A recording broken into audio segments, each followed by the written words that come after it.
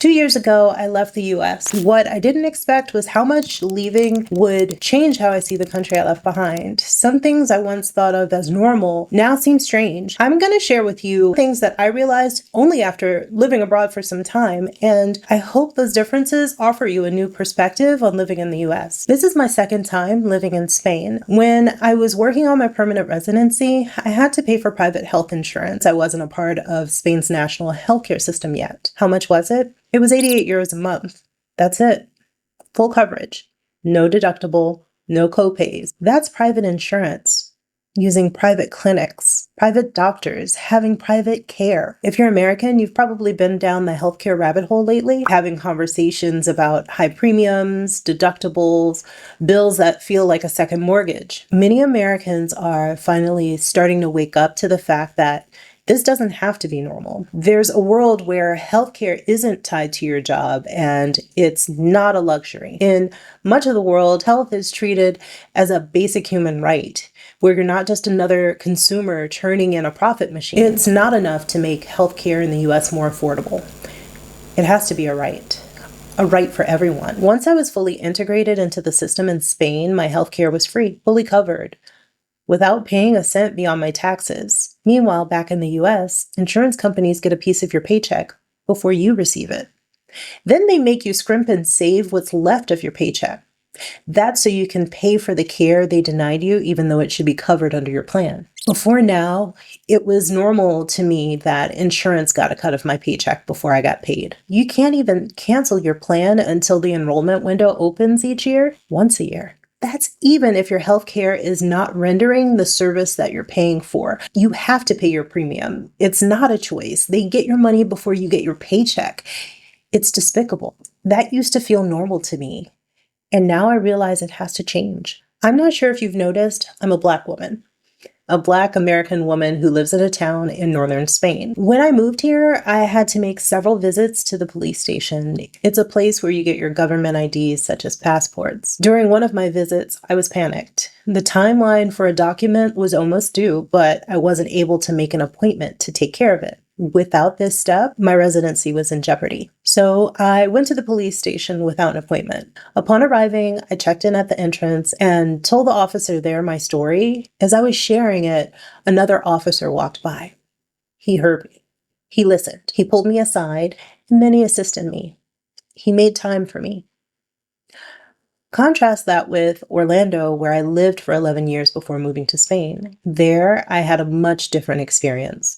Driving home from work one day, I was being tailed by a police cruiser. I'm not talking a couple blocks. I was followed from the highway exit to my front door. That's a few miles. When I pulled into my driveway, they stopped up on the corner next to my house. They stayed there as I went inside. 5 minutes later, they drove off. Did they run my tags? Likely. Did they check my address? Probably. Orlando is a town that has a shortage of police, but they made sure to make time for me. Here, I've seen police assist the elderly as they walk up the hills when they can't bear the weight of their groceries anymore. Before now, that would have seemed like a fantasy to me. It's reality here, and I think it's beautiful. So my question is, should police look for problems or should they look for solutions? Now, don't get me wrong, Spain isn't a utopia. Bureaucracy here is on a level that I could never have imagined.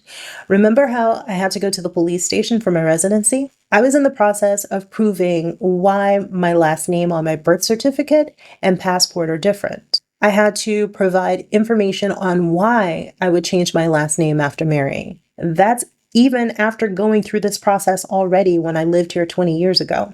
So yes, both countries have their quirks. Now let's talk about stereotypes. I've seen some comments saying that Americans are unaware or uneducated. And sure, some of us can't find Belgium on a map.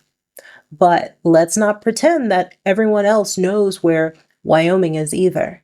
The truth is, sweeping assumptions cut both ways. I've met amazing, thoughtful Americans abroad who defy every cliche. I've also met non-Americans who think that I should rap and play basketball. I do neither. My plastic surgeon doesn't want me doing any activity where balls fly at my nose. Well, there goes your social life. The United States is huge. If you exclude Alaska and Russia, the continental US is larger than Europe. Within its borders, Americans can experience an incredible variety of cultures, landscapes, and histories. There's beautiful desert landscapes in Arizona. Nolens has jazz culture.